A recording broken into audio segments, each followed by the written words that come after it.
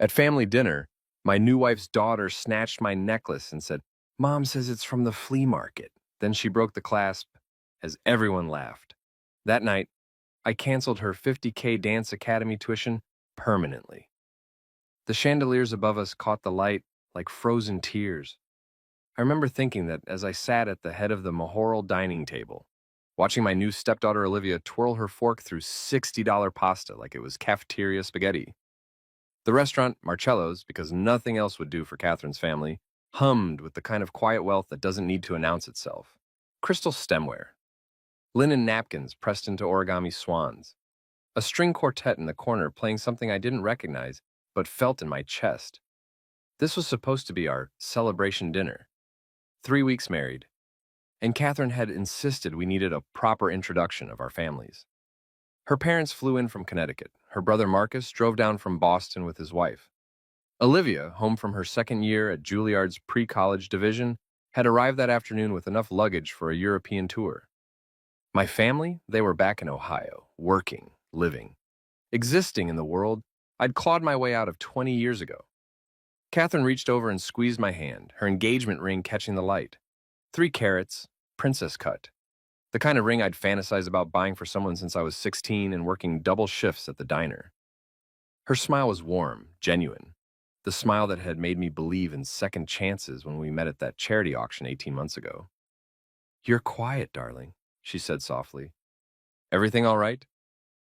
I was about to answer when Olivia's voice cut through the ambient music like a knife through silk. "Oh my God, is that real?" Every head at the table turned.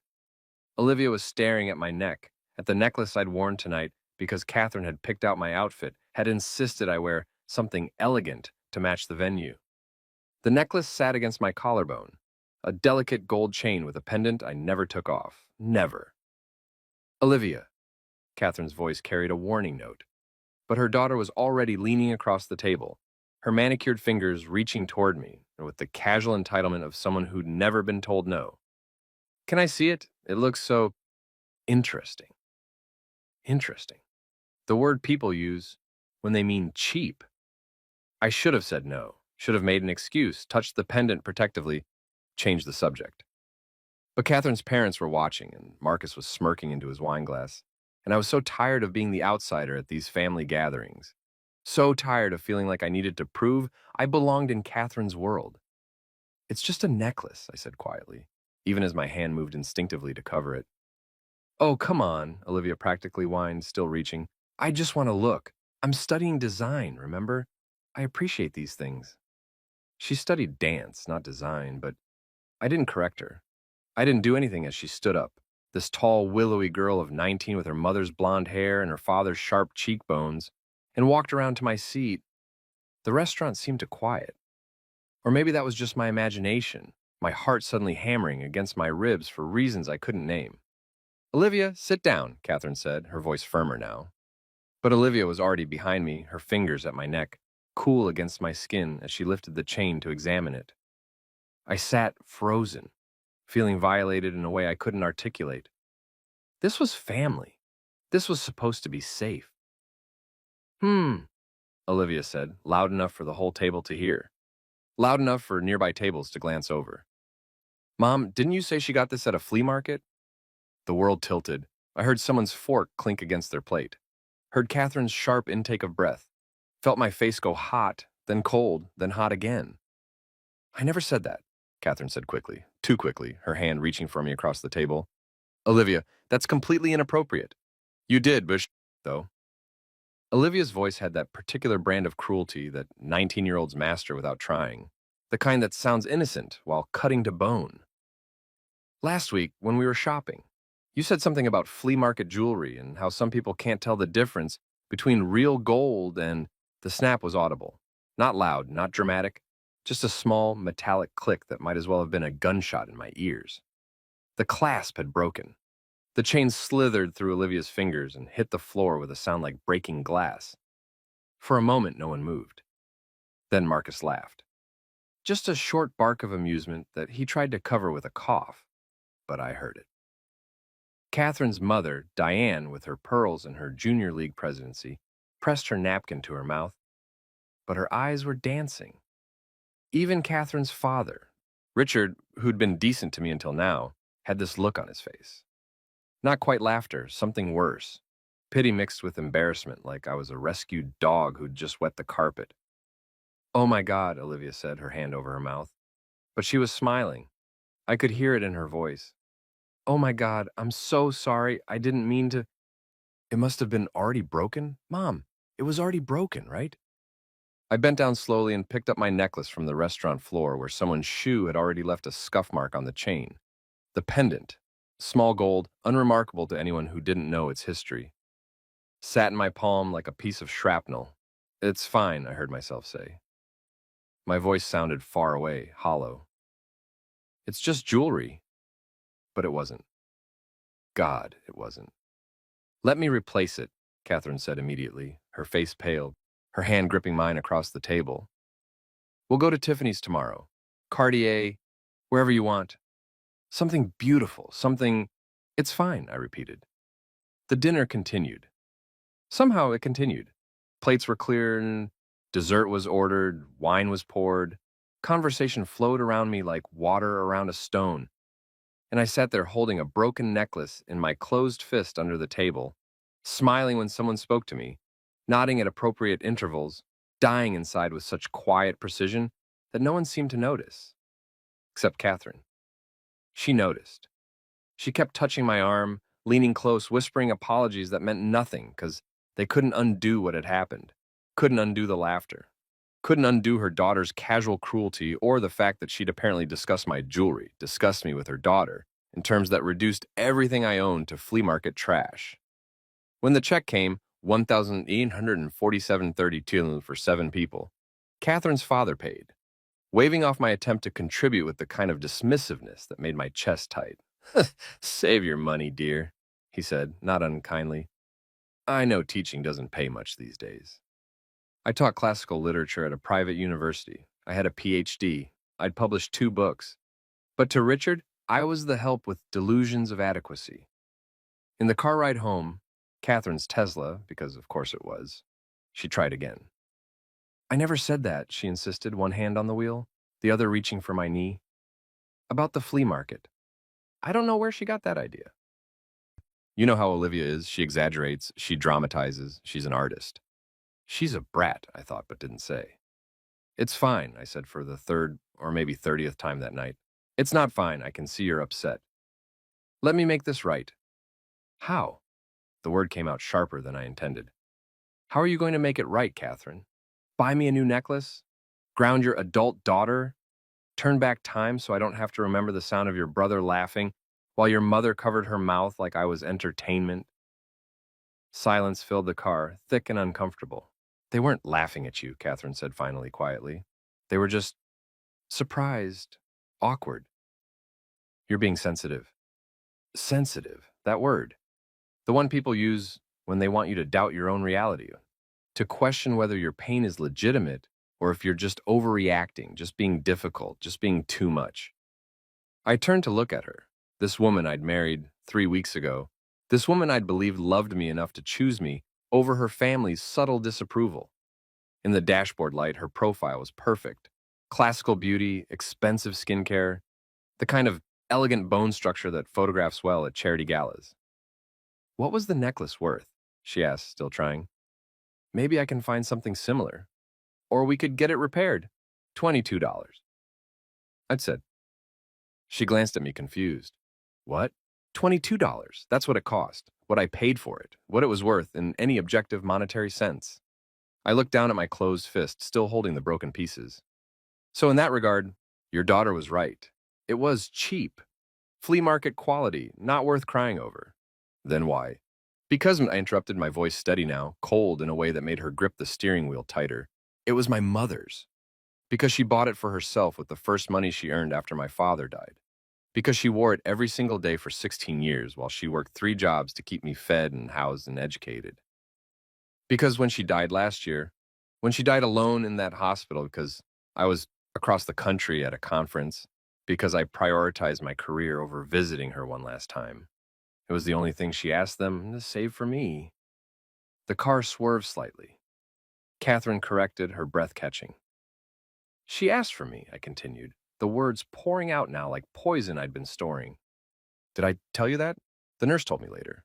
Said my mother's last words were, "Tell her I wore the necklace. Tell her it made me think of her."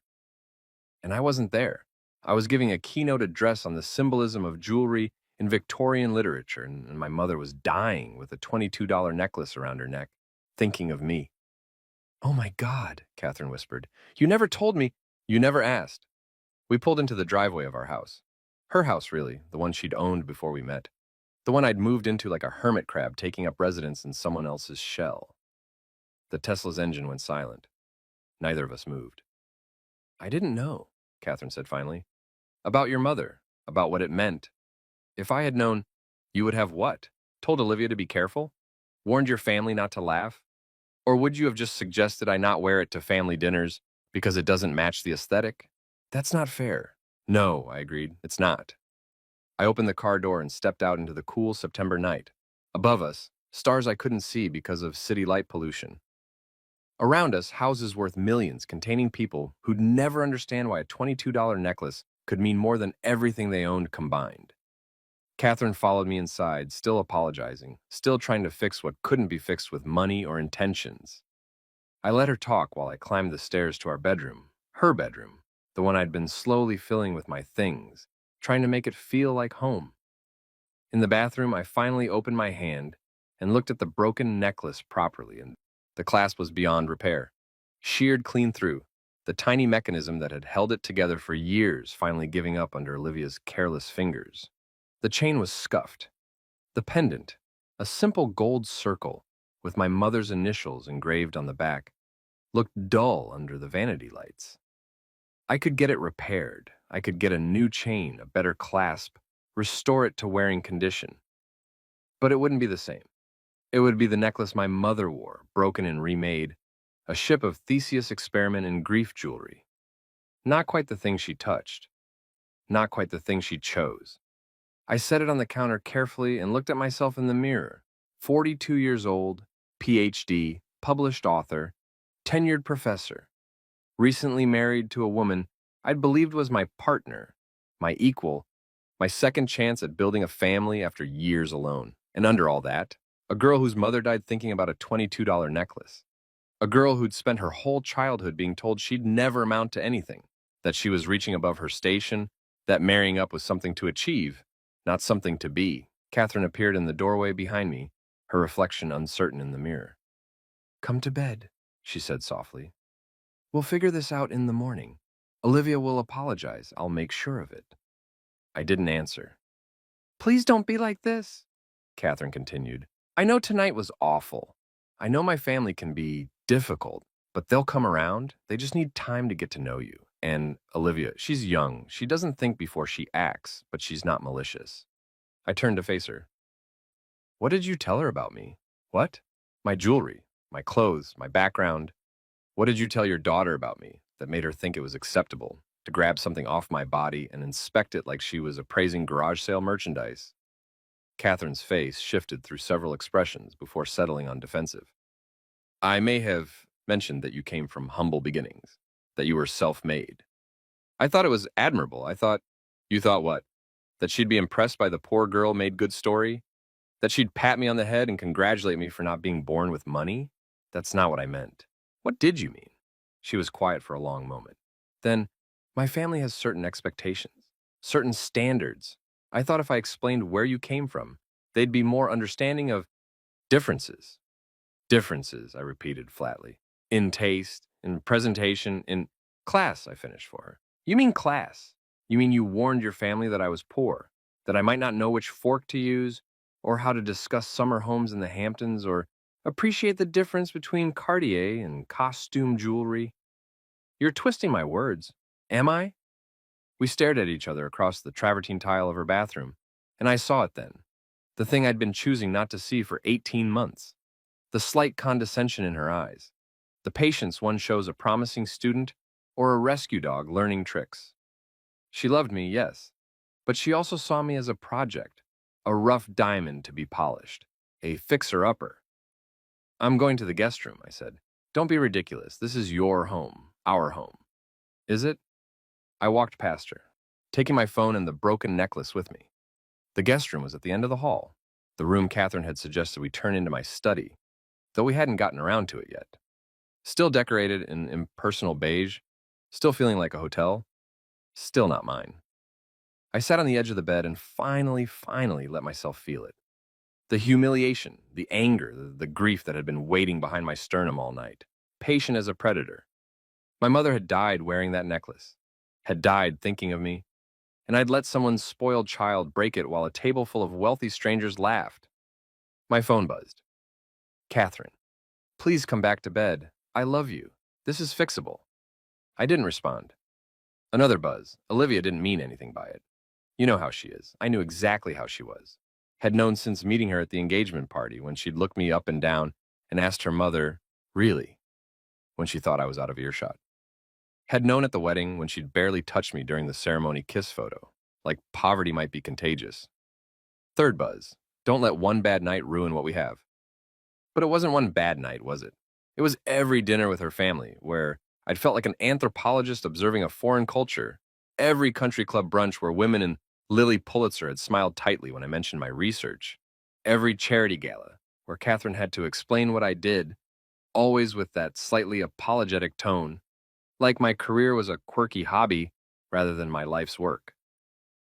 I opened my laptop, the 7-year-old MacBook I'd carried through grad school, through my dissertation, through every job interview and conference and late night of writing. Catherine had offered to buy me a new one. Top of the line, whatever I wanted. I declined because this one still worked, because there was something honest about using things until they couldn't be used anymore. Now I opened a fresh document and started typing. Not a story, not an essay, just a list. Things I've noticed. 1. Catherine introduces me as my wife the professor in the same tone people say my rescue cat. 2. Her family asks what I do all day, as if teaching and research are hobbies. 3. Olivia has never, not once, asked me about my work or interests. 4. Richard offered to set me up with investment advice, implying I'm financially incompetent. 5. Diane suggested I might enjoy her book club. They're reading Eat, Pray, Love. 6. Marcus asked if I was done with my career now that I'd married his sister. The list grew. 3 pages. 4. Little moments I'd ignored or explained away or forgiven because love was supposed to conquer all, wasn't it? Because Catherine was kind to me in private. Because her family was just protective. Because I was being sensitive. Sensitive. My phone rang. Catherine. I let it go to voicemail. It rang again and again. On the 4th call, I answered. Yes? Come back to bed. Her voice was tight. You're being dramatic. Dramatic. There was that word. Partner to sensitive. Both saying the same thing. Your feelings are too big. Your pain is inconvenient. Be smaller. Be easier. Be grateful we love you despite yourself. I'm sleeping here tonight, I said evenly. This is childish. Perhaps. Fine. A pause. But tomorrow we're going to talk about this like adults. You can't just shut down every time something doesn't go your way. I hung up. The silence after was profound. I sat there in the dark guest room in the house that didn't feel like mine, married to a woman who loved me but didn't respect me, and felt something shift. Something fundamental. Like a bone clicking back into place after months of sitting wrong. I pulled up my banking app, the one Catherine had suggested I didn't need to check so often now that we were married, now that her money was our money. My checking account showed $43,811. My savings, $127,934. Money I'd earned through teaching, through my books, through 20 years of work and sacrifice and ruthless budgeting. Not family money, not inherited wealth, mine. Then I checked Catherine's account, the joint one she'd added me to last month, insisting we needed transparency in marriage. The balance made my stomach turn. 4th 7 294 73. Trust fund, investments, inheritance. Money that bred money without effort, without sacrifice, without understanding what it meant to choose between gas and groceries. We existed in different universes, Catherine and I. I'd just been too in love to notice the gulf between us. I closed the banking app and opened my email, scrolled through until I found what I was looking for. The thread with Jennifer Wu, my literary agent. 6 months old, before the wedding, before I decided to slow down on my career to focus on family. Third book proposal. Hi. Jennifer, I know we talked about this, but I'm going to pause the project for now. Life stuff. Getting married. Want to be present for that. But keep the outline. I might come back to it. Best, Grace, I hit reply. Jennifer, are you still interested in the book about class performance in academia? I think I'm ready to write it now. In fact, I think I finally understand it. Let's talk next week. Grace send. The relief was immediate and surprising, like pressure releasing from my chest, like remembering how to breathe. I looked at the broken necklace on the nightstand, my mother's necklace, the one that meant everything and nothing, worth $22 and priceless, destroyed and irreplaceable. Then I looked at my laptop, at my phone, at my reflection in the darkened window, and I made a decision. Not tonight. I was too tired, too angry, too raw to think clearly. But soon, very soon, I was going to show Catherine and her daughter exactly what flea market looked like. The thing about quiet people is that everyone assumes they're weak. I'd spent my whole life being quiet, observing, adapting, learning the rules of worlds I wasn't born into and following them with the desperate precision of an immigrant learning a new language. In grad school, I'd been quiet while my advisors stole my research ideas. In my first tenure-track job, I'd been quiet while senior colleagues took credit for my work. In my marriage, I'd been quiet while Catherine's family looked down their noses at everything I was. Quiet didn't mean weak. It meant I paid attention. The morning after the dinner, I woke at 6 a.m. in the guest room with perfect clarity. No grogginess, no confusion, just a sharp, diamond-hard understanding of what needed to happen. And I made coffee in the kitchen, Catherine was still asleep, or pretending to be, and sat at the breakfast bar with my laptop. Outside, the sun was rising over manicured lawns where gardeners would arrive, soon to maintain perfection. Inside, everything was tastefully appointed. Restoration hardware furniture, Williams-Sonoma copper pots hanging over the island, a wine fridge that cost more than my first car. I opened a new spreadsheet. Catherine's contributions to Olivia's life per year. Dance Academy tuition, $50,000. Private choreographer, $30,000. Competition fees and travel, $15,000. Costumes and equipment, $8,000. Summer intensives, $12,000. An apartment near Juilliard, $48,000. Monthly allowance, $36,000. Total annual investment, $199,000. I stared at that number. Nearly $200,000 a year. And for what? So Olivia could study contemporary dance at a school she'd only gotten into because Catherine had donated a new theater. So she could live in Tribeca and post Instagram photos of her artist life while actually living off her mother's money.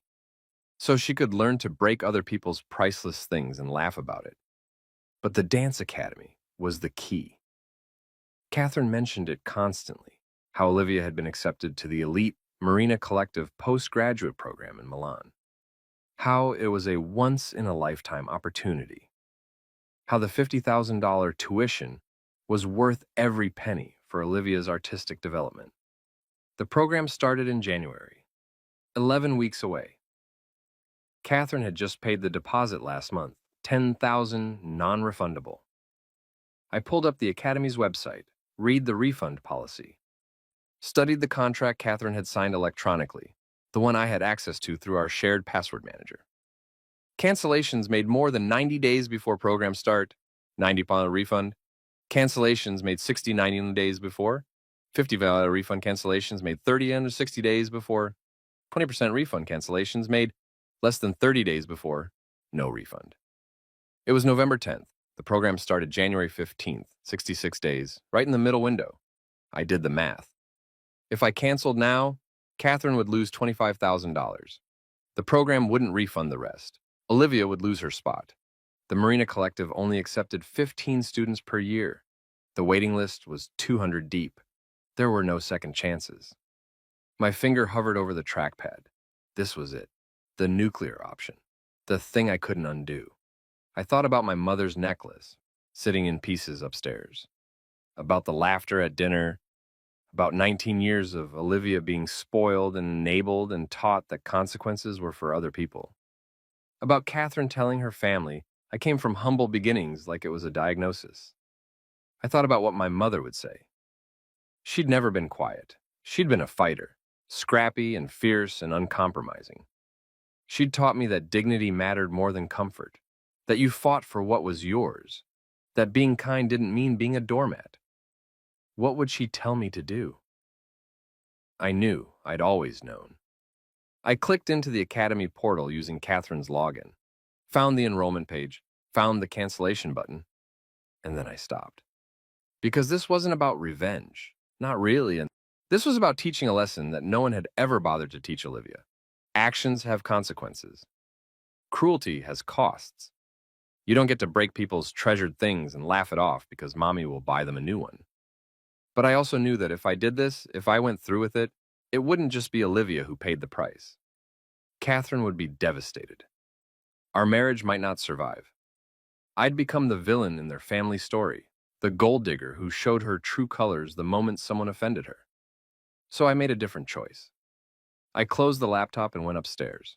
Catherine was awake, sitting up in bed with her own laptop, probably checking emails or managing her portfolio or doing whatever wealthy people did before breakfast. She looked up when I came in, her face uncertain. "Grace, we need to talk," I said. "Of course, I've been waiting." "About Olivia." She closed her laptop. "She'll apologize. I'll make sure she apologizes properly, not just a text message. And I'll talk to her about boundaries and respecting your things." "I don't want an apology," I interrupted. Catherine blinked. "Then what do you want?"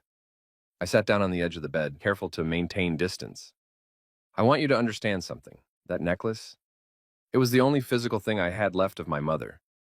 The only thing. I don't have family heirlooms or ancestral jewelry or safe deposit boxes full of treasures. I had a $22 necklace and memories." "I know, you told me in the car. And I'm so sorry." "Let me finish." My voice was calm, clinical. "Your daughter destroyed that. Maybe accidentally, maybe not. But what matters is what happened after.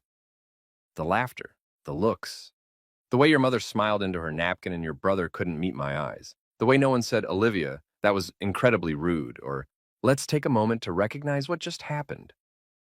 Catherine's face was pale. "They were uncomfortable. They didn't know. They knew enough, and so did you. You knew that necklace mattered. I wore it every day. But you still told Olivia it was from a flea market." "I swear I didn't say it like that. I may have mentioned you liked vintage things, that you weren't as materialistic as what? As your family? As Olivia who needs $200,000 a year to pursue her passion?" Silence. "I don't want to fight," Catherine said finally. "I love you. I chose you. Doesn't that count for something?" "It does," I agreed, "which is why I'm giving you a choice." She tensed. "What choice?" "Olivia broke something irreplaceable. I want her to understand what that means. Not with words, with consequences. Real consequences." "What are you suggesting?" I met her eyes. "Her Milan program." "No." Catherine's response was immediate, visceral. "Absolutely not. That program is her future. She's worked for years." "Has she?" I asked quietly. "Or has she shown up to classes you paid for, attended competitions you funded, lived in apartments you leased? What exactly has Olivia worked for?" "That's not fair. She's talented. The program accepted her on merit. Did they? Or did they accept Catherine Whitmore's daughter, Catherine Whitmore, who donated a theater, Catherine Whitmore, who sits on their board?" The silence that followed was answer enough. "You want to cancel her program," Catherine said slowly, "over a necklace. Over years of entitlement, over a pattern of behavior you've enabled, over the fact that your daughter is 19 years old and has never faced a real consequence for anything. She's my daughter, and I'm your wife." We stared at each other. I could see her mind working, trying to find the compromise, the middle ground where everyone got what they wanted and no one had to change. "What if she apologizes?" Catherine tried. "Really apologizes and pays for repairs and maybe does some community service or—" "Community service?" I almost laughed. "Catherine, this isn't about punishment. It's about reality. In the real world, the one I grew up in, when you break something, you don't get to buy your way out of it. Sometimes things stay broken. Sometimes you have to live with what you've done. So you want to break her dreams? Destroy her future?" I want her to understand that other people's treasures matter as much as hers. That's all. By taking away the most important opportunity of her life? Was it really, I asked? The most important opportunity? Or was it just another expensive thing she expected to have because she always gets expensive things? Catherine's phone buzzed on the nightstand. She ignored it. I can't do this. I won't do this. You're asking me to choose between you and my daughter. No, I said. I'm asking you to teach your daughter something you should have taught her years ago. That actions have consequences. That cruelty has costs. That you don't get to hurt people and walk away unscathed because you're rich and talented and used to getting your way. And if I refuse, I stood up. Then I'll know exactly where I stand in this family. And I'll act accordingly. What does that mean? It means, I said carefully, that I'm not going to spend my life being your charity case, your project, the poor professor you saved from obscurity. If that's what this marriage is, if I'm just the help with a PhD, then we need to acknowledge it now. That's not what you are. Then prove it. I left her sitting there and went to take a shower. My hands were shaking, adrenaline, fury, fear, all mixed together. But under it all was something else. Clarity. For the first time since meeting Catherine, I knew exactly what I needed. Respect. Not love, not money, not entry into her world, no, just basic human respect. When I came out, she was gone. Downstairs, I found a note on the kitchen counter. Gone to the office. Need to think. We'll talk tonight. I spent the day working. Real work. The kind I'd been neglecting for months.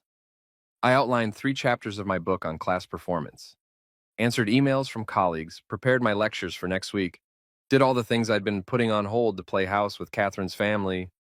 At 3 p.m., my agent Jennifer called. Grace, got your email. Are you serious about the book? Completely. Because between you and me, I thought you'd lost your mind.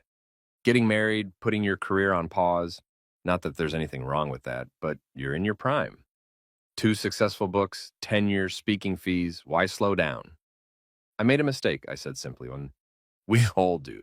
Question is, are you ready to correct it? I'm ready to write the most honest thing I've ever written. Then let's talk money. We spent an hour discussing advances and deadlines and marketing plans. By the time we hung up, I had a contract pending for $175,000 and an 18-month deadline. $175,000, nearly as much as Olivia's annual allowance, earned through work instead of inheritance. I saved the email and felt something loosen in my chest. Catherine came home at 7, looking exhausted. We ordered takeout, Thai food from the place I liked, not the place her family approved of, and ate in careful silence at the kitchen island. Finally, she spoke. I can't cancel the program. Okay. Okay? She looked confused. Just like that? It's your money, your daughter, your choice. But you said, I told you what I needed. You made your decision. Now I'll make mine. Her fork clattered against her plate. What does that mean? I took a breath. It means I'm moving my things to the guest room permanently. It means I'm going to focus on my work, my book, my research, my career. It means I'm done trying to fit into your world. And it means that when Olivia comes home for Thanksgiving, she and I will interact politely but minimally. I won't be joining family dinners or holidays or events where I'm expected to perform gratitude for being allowed in the room. You're ending our marriage? No, I said. I'm redefining it. We'll stay married, share this house, live our lives, but I'm done pretending your family's money makes them better than me. I'm done being apologized for. I'm done. That's not a marriage. That's roommates. Maybe that's all we ever were. She stood up abruptly, her chair scraping against the floor. This is insane. You're blowing up our entire life over a broken necklace. If that's what you think this is about, I said quietly, then you haven't been paying attention. She left, went upstairs, slammed the bedroom door. I finished my pad thai in the empty kitchen and felt nothing but relief. The next morning, Catherine's lawyer called. His name was Douglas Merriweather. Old money, old firm, exactly the kind of man who wore suspenders unironically. I took the call in my office at the university, surrounded by books and papers and proof that I'd built something meaningful before Catherine ever existed. Mrs. Whitmore, he began, his voice carrying that particular blend of condescension and concern wealthy people deploy against those they consider beneath them. Dr. Chen, I corrected. I kept my name. Of course, Dr. Chen, I'm calling on behalf of Catherine Whitmore regarding the prenuptial agreement you both signed prior to your marriage. Ice ran down my spine. What about it? She'd like to review certain clauses in light of your recent disagreement, specifically the provisions regarding asset division should the marriage dissolve. I pulled up the prenup on my computer, all 72 pages of it. The document I'd signed 3 weeks before our wedding, after Catherine's father insisted that family assets needed protection. The document I'd barely read because I'd been too in love and too naive to think it mattered. I'm familiar with the agreement, I said carefully. Then you're aware that in the event of divorce initiated by either party within the first 5 years, you would receive a settlement of $100,000, provided there are no children involved and no provable infidelity. $100,000. A number that had seemed generous when I signed it.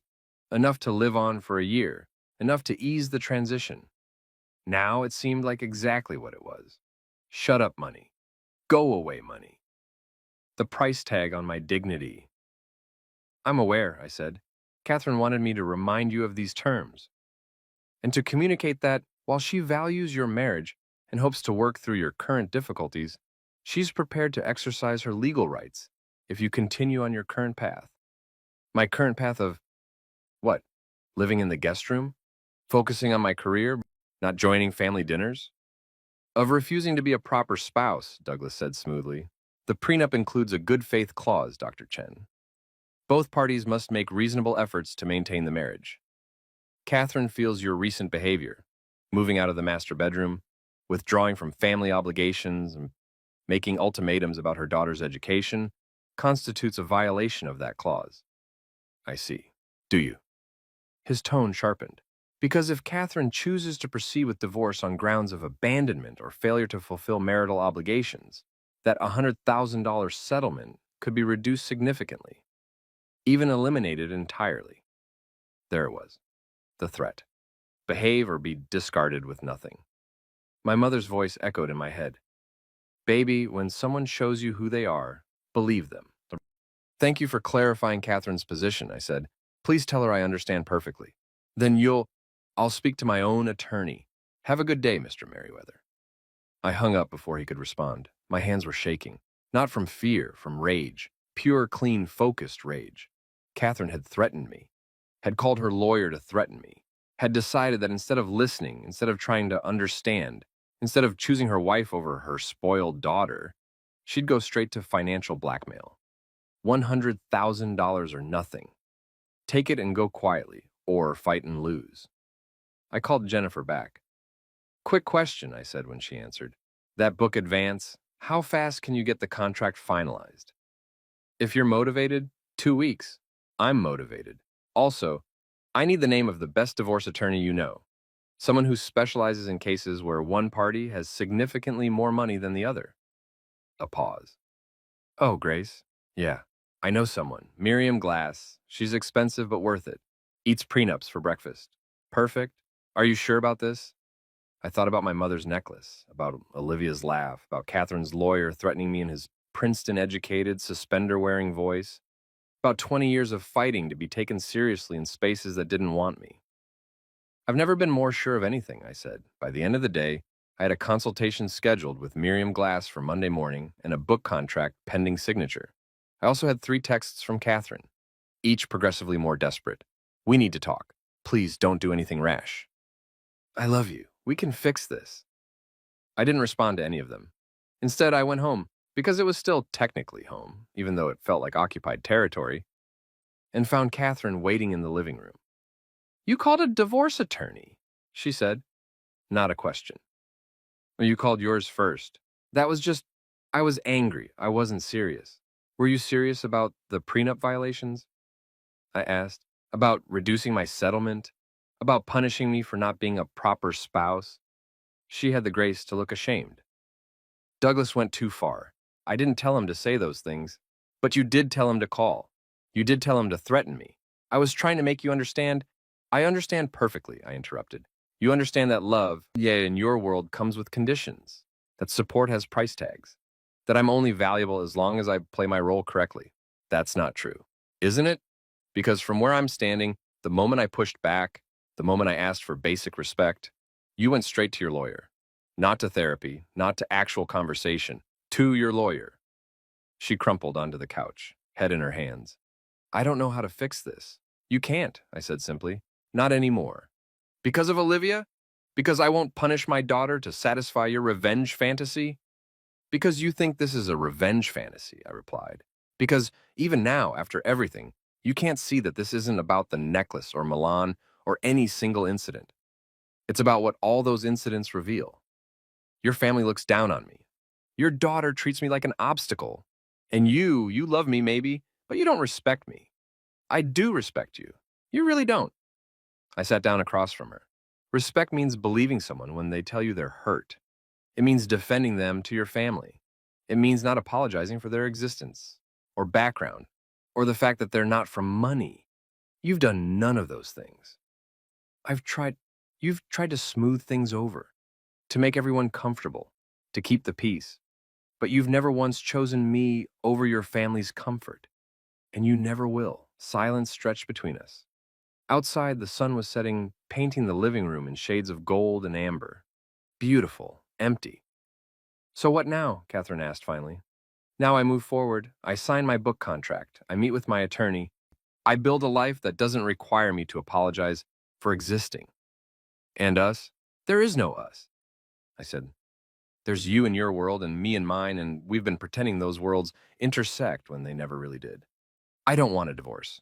Then don't file. But you're saying, I'm saying I'm done trying, done compromising, done being less than what I am so your family can feel comfortable.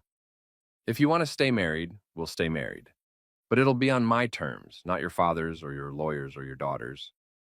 What terms? I stood up. Separate finances, separate lives, polite coexistence. I'll keep my name on the mortgage, contribute to household expenses proportionally to my income, and live in the guest wing. You'll live your life, I'll live mine. We'll be civil when we intersect. That's not a marriage. No, I agreed, but it's honest, which is more than what we have now. I left her there and went upstairs to start moving my remaining things from our bedroom, her bedroom, to the guest suite. Clothes, books, laptop. The broken necklace in its small box. Everything fit in 4 suitcases. 20 years of life, 4 suitcases worth of belongings. While Catherine had walk-in closets full of clothes she'd worn once, antiques inherited from grandparents, art she'd bought because it matched the walls. My phone rang, unknown number. Dr. Chen, this is Miriam Glass returning your call. Ms. Glass, thank you for calling back so quickly. I understand you need representation regarding a prenuptial agreement review. Yes. My wife's attorney implied she could reduce my settlement if I don't behave according to certain standards. I need to know if he's bluffing. Send me the prenup. I'll review it tonight and call you with an assessment. Your hourly rate. We'll discuss fees after I know what we're dealing with. Right now, just send the document. I sent it before we hung up. Then I sat on the guest room bed, my bed now, and allowed myself 5 minutes of absolute despair. 5 minutes to feel the weight of my marriage crumbling, my fresh start failing, my second chance at family evaporating. 5 minutes. Then I dried my eyes, opened my laptop, and started writing chapter 1 of my book. The Price of Admission. Class performance in academic and social spaces. The words poured out. All the observations I'd been storing for years. The mechanisms of class-based exclusion. The ways wealth teaches superiority without ever saying the words out loud. The 1,000 tiny humiliations of being the poor person in rich spaces. I wrote until my hands cramped and my vision blurred. Wrote until I'd transformed pain into analysis, grief into scholarship, rage into something productive. At 2 a.m., Catherine knocked on my door. Grace, can I come in? It's your house. She opened the door slowly. She looked exhausted, eyes red, still in the clothes she'd worn to work. I've been thinking. Okay, you're right about everything. My family does look down on you. Olivia's entitled. I have been apologizing for you instead of defending you. And I'm sorry. Thank you, I said carefully. But I can't cancel her program. She's my daughter. She's worked toward this for years. It would devastate her. I understand. Do you? Because you sound resigned. I am resigned. To the fact that your daughter will always come first. That your family's comfort will always matter more than my dignity. That I'll always be the outsider, trying to prove I deserve to be here. I saved my document. I'm not angry anymore. I'm just tired. What if Olivia apologizes? Really apologizes, not just to placate me, What if she acknowledges what she did and why it was wrong? Would she be apologizing because she's sorry or because you told her to? Catherine didn't answer. Exactly, I said. Look, go to bed. Get some sleep. We'll figure out the logistics of our new arrangement tomorrow. I don't want a new arrangement. I want my wife back. Then you should have defended her, I said simply. When your brother laughed, when your mother smiled, when your daughter broke something irreplaceable, you should have defended me. But you didn't. And now we're here. She left without another word. I went back to writing. Miriam Glass called at 9 a.m. on Saturday. Dr. Chen, I've reviewed your prenuptial agreement, and it's bulletproof. Whoever drafted it knew what they were doing. However, the good faith clause Douglas mentioned, it's vague enough to be unenforceable. He was bluffing. If Catherine files for divorce, you get $100,000 minimum, regardless of who initiates or why. Relief flooded through me. So the threats were intimidation tactics, classic rich person move. They think legal jargon scares people into compliance. A pause. But here's the interesting part. That prenup has loopholes. What kind of loopholes? It was drafted assuming you'd remain financially dependent. But if you can prove substantial separate income, book deals, speaking fees, consulting, the settlement provisions become negotiable. The prenup language includes an equity clause. If your separate assets exceed a certain threshold, you're entitled to a percentage of marital assets accrued during the marriage. How much is the threshold? $200,000 in documented separate income per year for 2 consecutive years. I thought about my book advance, my speaking fees, my consulting work I'd been turning down. That's achievable. Very. Which means if you play this right, you could walk away with considerably more than $100,000, maybe even a few million, depending on how assets were titled during your marriage. A few million. Catherine's very wealthy. The prenup protected her inheritance and premarital assets, but anything acquired during marriage, investments that grew, properties purchased jointly, even retirement accounts, those are fair game if you meet the threshold requirements. My head spun. So, what do I do? Build your separate income. Document everything, and for God's sake, don't file for divorce until you've hit that threshold. Let her file if she wants out badly enough. Or better yet, wait 2 years, maximize your separate earnings, and then negotiate a settlement that reflects your actual contributions to the household and marriage. That's calculating. No, Miriam corrected. That's smart. Catherine's attorney was calculating when he tried to intimidate you. I'm just leveling the playing field. We talked for another 20 minutes about strategy, documentation, and next steps. By the time we hung up, I had a plan. Not revenge, not punishment. Survival. I spent the weekend working. Saturday was all research and writing. Sunday, I called in favors from colleagues, lined up speaking engagements, reached out to consulting clients I'd previously declined. By Sunday evening, I had $47,000 in committed speaking fees for the next 6 months, and 3 consulting projects worth $15,000 each, plus the $170,000 per book advance, $220,000. Over the threshold. If I could maintain it for another year, the prenup's equity clause would kick in. Catherine spent the weekend in her office or on the phone. We barely spoke. When we did, it was practical. Who would take out the trash? Whether we needed groceries, if the heating repair was scheduled. Roommates, like I'd predicted. Monday morning, I taught my Victorian literature seminar. 20 graduate students, bright and eager, none of them knowing their professor had spent the weekend planning her exit from a marriage that had lasted 3 weeks. After class, I found an email from Olivia. Subject: I'm sorry, Dr. Chen, my mom told me what happened was worse than I thought. I didn't know the necklace was your mother's. I thought it was just jewelry. I'm really sorry for breaking it and for laughing. That was super insensitive. I'd like to pay for repairs if that's possible. Or buy you a new necklace. My mom said you like vintage things, so maybe we could go shopping together sometime. Anyway, I'm sorry. I hope you can forgive me. Olivia. I read it 3 times, looking for sincerity, finding only the desperate politeness of a teenager who'd been told her Milan program depended on making nice with her mother's wife. I didn't respond. Instead, I forwarded it to Miriam with a note. Is this evidence of anything? Her response came within minutes. Keep all communications. Everything is potentially evidence. Evidence. My marriage had become a court case. That night, Catherine tried again. We were both in the kitchen, her making a smoothie, me reheating leftovers, when she said, Olivia emailed you. I saw. She's trying. Is she, or is she protecting her program? Catherine's hand stilled on the blender. You think so little of my daughter?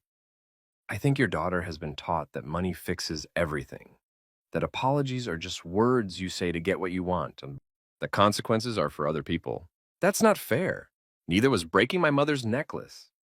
We stood in silence, the microwave humming between us. I'm going to therapy, Catherine said suddenly, starting Wednesday. Dr. Morrison, she specializes in family systems and cross-cultural relationships. Good for you. I'd like you to come to couples therapy. I pulled my food from the microwave. Why? Because we're married, because I love you, because I don't want this to be how our story ends. Our story ended when you called your lawyer instead of listening to me. That's not fair. You keep saying that, I interrupted, that things aren't fair. But Catherine, life isn't fair. My mother dying with her $22 necklace wasn't fair. Me spending 20 years fighting to be taken seriously in academic spaces that actively worked against me wasn't fair. Your daughter having every advantage handed to her while she learns zero accountability isn't fair. But we don't get to opt out of consequences just because they're not fair. So you won't come to therapy? I didn't say that. I picked up my plate. I'll come, but not to save our marriage, to document that I tried, that I made good faith efforts, that when this ends, it won't be because I gave up. Her face crumpled. When it ends, not if. Catherine, it's already over. We're just negotiating the terms now. I went upstairs, leaving her in the kitchen with her overpriced blender and her disintegrating marriage. My phone buzzed. Jennifer. Contract is ready for signature. Advance pays out in 3 installments, signing manuscript delivery, publication. First installment, $60,000. Should hit your account within 10 business days of signature. I signed electronically, right there in the guest room, sitting on furniture that wasn't mine in a house that would never be home.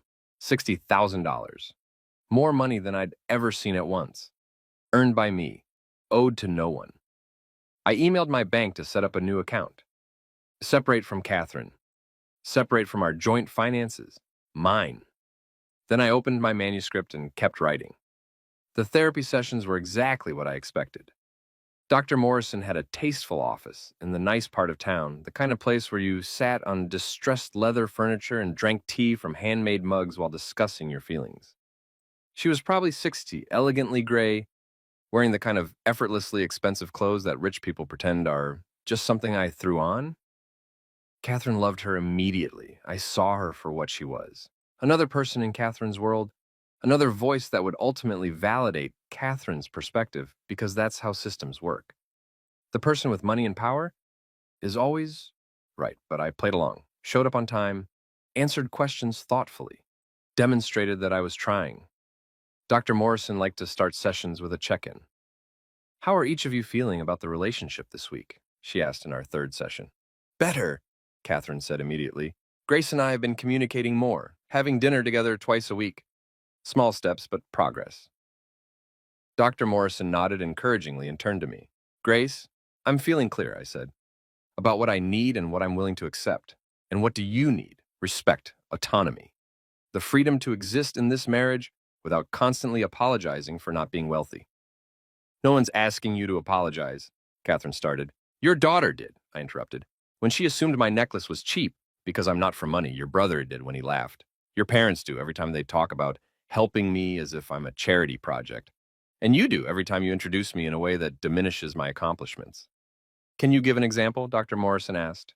Last week, faculty cocktail party at my university, Catherine introduced me to her friend as Grace, the one I told you about who teaches. Not Dr. Chen, the literature professor, or my wife, the author. Just Grace who teaches, like I run a daycare. Catherine's face flushed. I didn't mean it like that. How did you mean it? I was just making conversation, being casual. You're never casual when introducing your friends. You're very specific. Marcus, the investment banker, or Diane, who chairs the hospital board, or Olivia, the dancer at Juilliard. My career only gets vague descriptions. Silence. Dr. Morrison made a note. Catherine, can you see how that might feel dismissive to Grace? I suppose, Catherine said reluctantly. But she's being oversensitive. I didn't mean anything by it. There it was. Oversensitive. The word that ended arguments by invalidating feelings. Dr. Morrison, I said carefully, can you explain something? When someone repeatedly uses language that diminishes their partner's accomplishments, then tells that partner they're being oversensitive when they object, what would you call that? She paused, clearly uncomfortable. Well, I wouldn't label it without understanding the full context, because in my research on power dynamics in relationships, I continued, that pattern is classified as a form of emotional diminishment, not abuse exactly, but a way of maintaining hierarchy by making one partner question their own perceptions. Catherine stiffened. Are you calling me abusive? I'm calling the pattern problematic, I said, and I'm noting that it's been present since we started dating. I just ignored it because I was in love. You're not in love anymore? Catherine's voice cracked. I thought about that. I don't know, maybe. But love without respect is just pretty words, and I'm done with pretty words. The session ended shortly after. Catherine cried in the car. I stared out the window. Are you trying to destroy us? She asked finally. No, I'm trying to be honest. Honest about what? About the fact that this marriage was built on an unequal foundation. You married down, I married up. You get to feel generous, I get to feel grateful, but I'm not grateful anymore. I'm just tired. We drove home in silence. That night, my book advance hit my account. 60,000 did. I stared at the number on my phone screen and felt something shift. Not happiness exactly. More like power. The power to walk away. The power to survive without Catherine's money. The power to choose. I updated my spreadsheet. With speaking fees and consulting work, I was on track for 180,000 separate income this year. Above the threshold, high enough to trigger the equity clause. Miriam had been clear, document everything. So I did. Every dismissive comment, every family dinner where I was treated as less than, every introduction that minimized my work, every time Catherine sided with her family over me. I wasn't building a divorce case. I was building an evidence file for a negotiated settlement. When the time came, and it would come, I'd have proof that this marriage was never equal, never balanced, never a true partnership. Thanksgiving was in 2 weeks. Olivia was coming home. Catherine had made plans for us all to spend the holiday at her parents' estate in Connecticut. I had other ideas. I'm not going to Connecticut, I told Catherine over breakfast 10 days before Thanksgiving. She looked up from her yogurt parfait. What? For Thanksgiving, I'm not going. But we already RSVP'd. My mother has the menu plan. She's expecting us. She's expecting you, I corrected, and she'll be delighted to have you without the poor professor who doesn't know which fork to use. Grace, come on. I'm going to Ohio, I continued, to visit my mother's grave, to have dinner with the family I've been neglecting while I tried to play house with yours. Catherine set down her spoon. You're doing this to hurt me. I'm doing this to survive, I said. Your family's Thanksgiving? It's 4 days of being reminded I don't belong. 4 days of Olivia's passive aggression and your mother's concerned questions about whether I'm settling in and your father's lectures about financial planning. I'm not interested. What am I supposed to tell them? Tell them I have other obligations. Tell them I'm busy. Tell them the truth, that your wife doesn't want to spend major holidays being made to feel inferior. No one makes you feel, yes, I interrupted. They do, and so do you. And I'm done pretending otherwise. I stood up, took my coffee mug, and left her sitting there. The thing about reaching your breaking point is that it's liberating. All the diplomacy, all the effort to be accommodating, all the emotional labor of making other people comfortable, it just stops. And in the space it leaves, you find clarity. I didn't hate Catherine. I didn't even hate her family. I just didn't want to be around them anymore. I booked a flight to Ohio for Wednesday before Thanksgiving, found a hotel near the cemetery, reached out to cousins I hadn't spoken to in years, made plans that had nothing to do with Catherine or her world. Catherine tried to change my mind multiple times, bought me gifts, wrote me letters, even got Dr. Morrison to call and suggest compromise. I didn't budge. The Tuesday before I left, Catherine played her final card. Olivia wants to apologize in person, she said. Before you go, will you at least give her that? Why? Because she's my daughter. Because she's trying. Because maybe if you two could just talk. Fine. I agreed. Dinner, Thursday night, just the three of us, here. Catherine looked surprised. Really? Really. I had my reasons. Thursday evening, Olivia arrived with her mother. She'd clearly been coached. Subdued makeup, modest dress, none of her usual dramatic flair. She looked nervous. Good. I'd cooked, something I rarely did in this house, since Catherine preferred takeout or meal prep services. But tonight I'd made my mother's recipe. Pot roast with potatoes and carrots, the meal we'd eaten every Sunday when I was growing up because it was cheap and filling and could last all week. The kind of food Catherine's family would call pedestrian.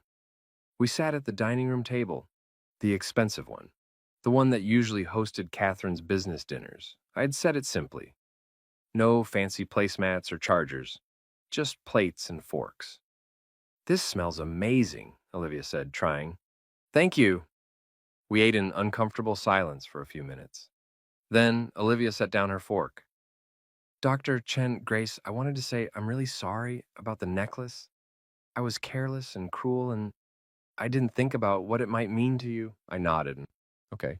I know sorry doesn't fix it, she continued, clearly reciting something she'd practiced. But I want you to know I understand I was wrong. Do you? I asked as she blinked. Yes. Why were you wrong? Because I broke something that mattered to you? No, I said. That's what you did. I asked why it was wrong. Olivia looked at her mother, confused. Catherine gave her an encouraging nod. Because I was disrespectful? Olivia tried. Closer. She floundered. Because I assumed it was cheap? And why did you assume that? You assumed it was cheap, I said calmly. Because you assumed I was cheap. Because in your world, people like me, people without family money or trust funds or summer houses, we buy cheap things. We shop at flea markets, and we can't tell the difference between real gold and costume jewelry. That's not what I thought, Olivia protested. Isn't it? Your mother told you I came from humble beginnings, and you interpreted that as meaning I was less valuable, less sophisticated, less deserving of respect. Grace, Catherine said warningly. Let me finish, I said, still calm. Olivia, I need you to understand something. When that necklace cost $22, you're right about that. But its value had nothing to do with price. It was valuable because my mother wore it. Because she chose it. Because it connected me to her after she was gone. I understand that now, Olivia said. I really do. Do you? Because here's what I think. I think you're sorry you got caught. Sorry your mother is upset. Sorry it's affecting your relationship with me, which might affect your program in Milan. That's not fair. But you're not sorry about the assumptions you made. The casual cruelty, the laughter. Because you still think you were right about the necklace being cheap. You just didn't realize it had sentimental value. Olivia's face was red. I said I was sorry. What more do you want? I want you to recognize that your entire worldview is predicated on the idea that wealth equals worth, that expensive things matter and cheap things don't, that people like me are projects to be improved rather than humans to be respected. I don't think that. Your mother told you I teach, and you asked, what, like high school? Your grandfather asked if I'd ever been on a real vacation, implying I'd been camping or to budget resorts. Your grandmother suggested I might enjoy her book club because surely I had free time since teaching is only a few hours a day. They were just trying to connect with you. They were patronizing me, I said. And you learned from them. Learned that it's acceptable to treat people like me as less than, as charity cases, as entertainment. This is so unfair. Olivia stood up. I came here to apologize. I'm trying to make things right, but nothing I say is good enough for you. Because you're not sorry about the right things, I replied. You're sorry you hurt my feelings, but you're not sorry about being classist, about assuming poverty equals stupidity, about breaking something and laughing because you thought it was worthless. I was 18 when we met. I was a teenager. You're 19 now. Old enough to understand that your actions have consequences. That cruelty has costs. What do you want from me? Olivia was crying now, real tears. Do you want me to grovel? To drop out of Milan? To punish myself forever for one stupid mistake? I stood up and walked to the kitchen. Came back with an envelope. What's this? Olivia asked. Your Milan program. The enrollment contract. I set it on the table. I have access to your mother's accounts. I could have canceled it weeks ago. One click. Your spot gone, your future derailed, all in revenge for a broken necklace. Both Catherine and Olivia stared at me. But I didn't, I continued, because revenge isn't the point. Teaching you something is the point. And what you need to learn is this. I had power over something you desperately wanted, and I chose not to use it.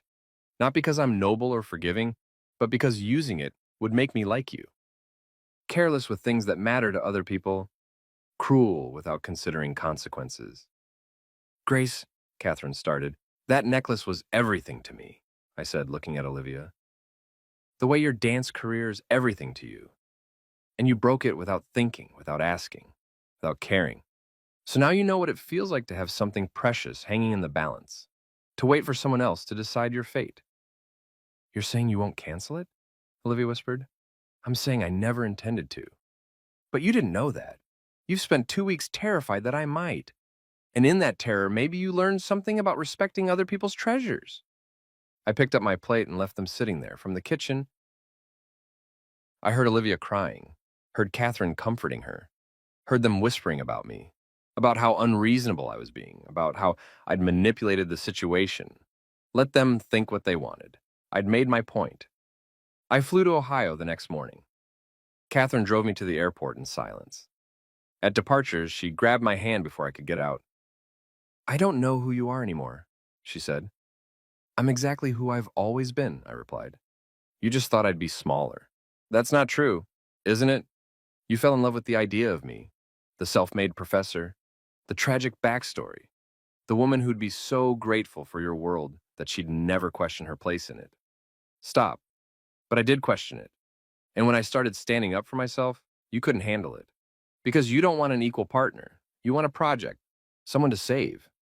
If that's what you really think, it's what I know, I said. Enjoy Thanksgiving with your family. I'll be back Sunday. I got out before she could respond. The flight was peaceful. 3 hours of no one knowing who I was or what I was going through. Just another woman and coach, reading a book, drinking bad coffee. I'd rented a car in Cleveland. Drove 2 hours to my hometown, the place I'd escaped at 18, the place I'd spent 20 years trying to forget. It looked smaller than I remembered, shabbier.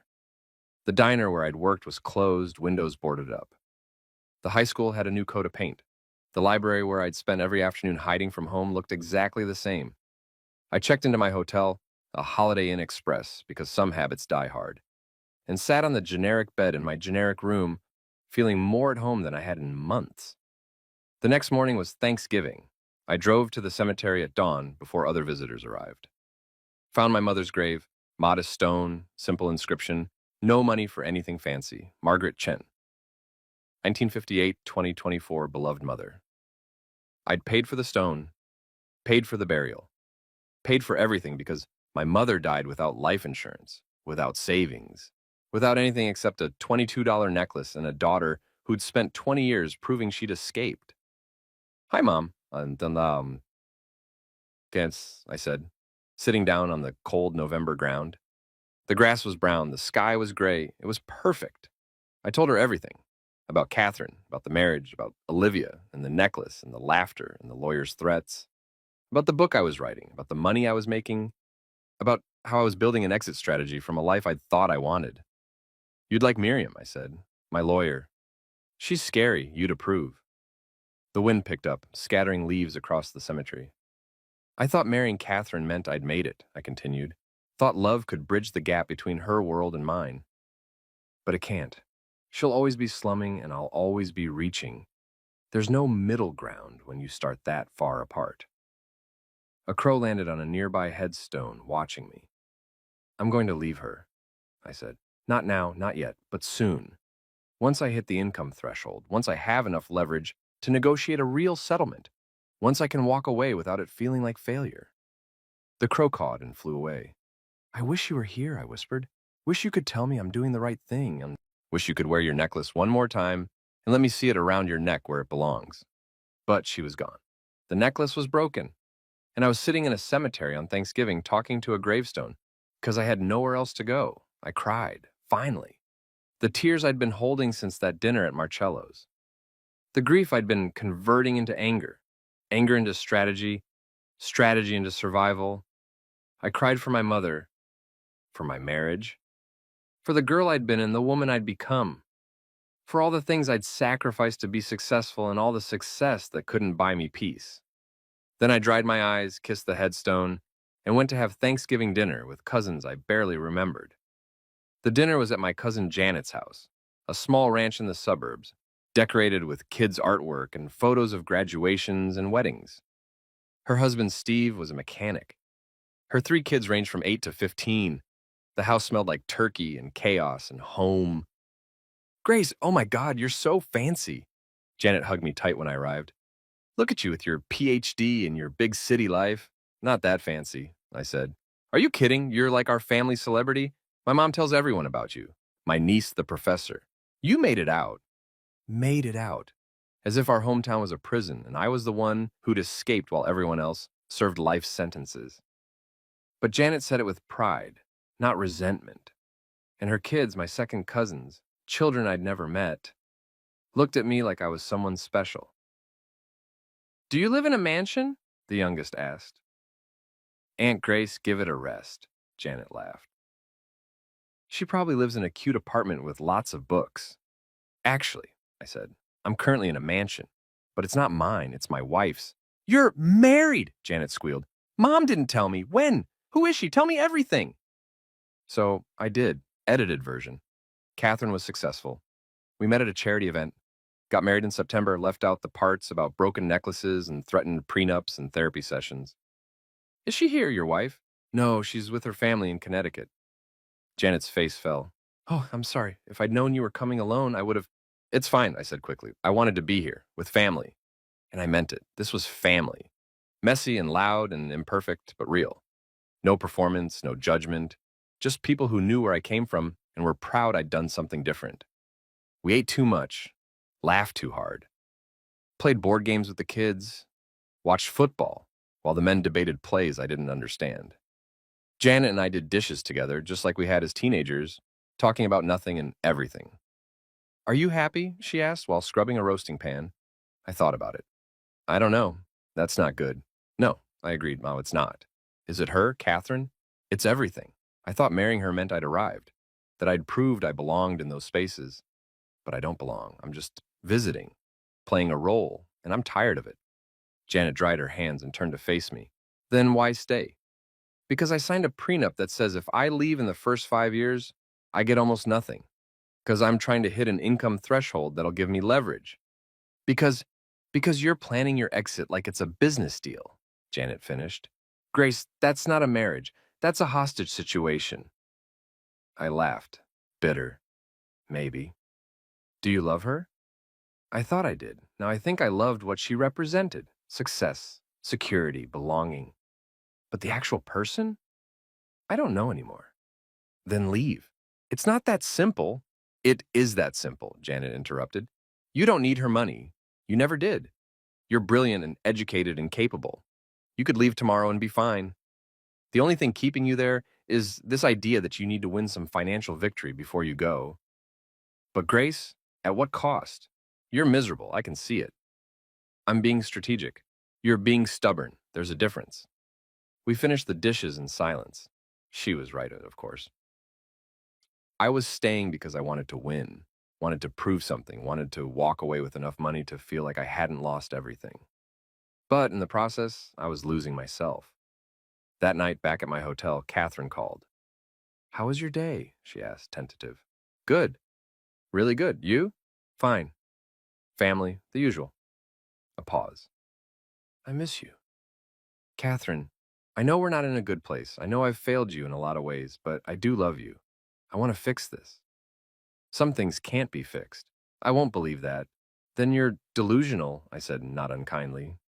This marriage was broken before it started. We just didn't notice because we were too busy being in love with the idea of each other. I'm not in love with an idea. I'm in love with you. Are you? Or are you in love with who you think I should be? The grateful wife who's so thankful for your generosity that she overlooks every dismissal, every insult, every moment of casual cruelty from your family? Silence. That's what I thought, I said. Enjoy the rest of your weekend. I'll see you Sunday. I hung up before she could respond.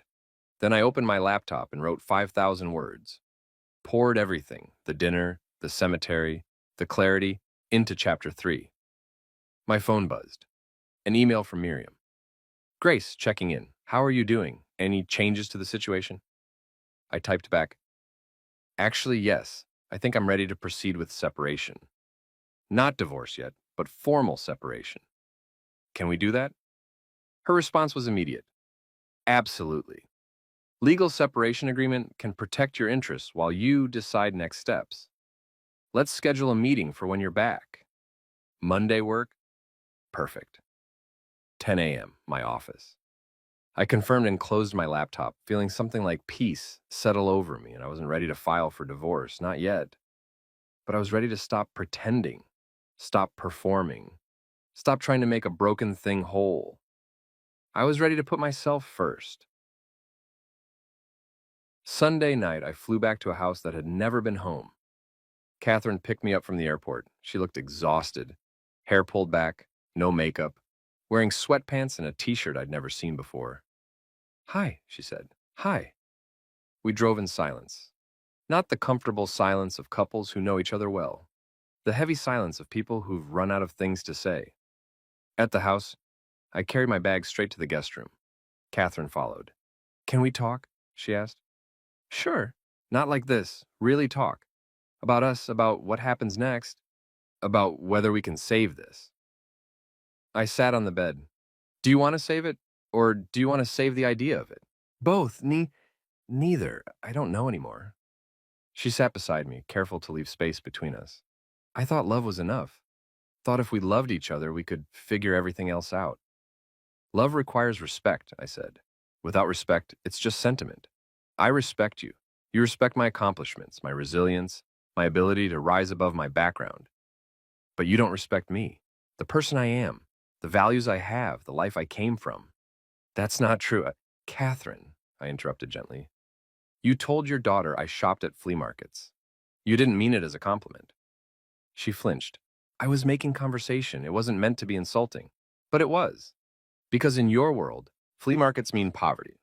And poverty means less than. You can't help it. You were raised in a system that teaches wealth equals worth. But I can't live in that system. I won't. So what are you saying? I'm saying I spoke to my attorney. I'm filing for legal separation. All the color drained from her face. What? Not divorce. Not yet, but a formal separation agreement. Separate finances, separate lives, clear boundaries. We can still live in the same house if you want, but legally and practically, we'll be separated. When did you decide this? On Thanksgiving. Sitting in a cemetery, talking to my dead mother, realizing I was spending the holiday alone because I couldn't face your family's contempt one more time. They don't. Yes, I said firmly with some. They do, and so do you. You just coat it in love and good intentions and tell me I'm being sensitive. Catherine stood up, pacing. This is insane. You're throwing away our marriage over hurt feelings. No, I corrected. I am protecting myself from a relationship that requires me to be smaller, quieter, more grateful than I actually am.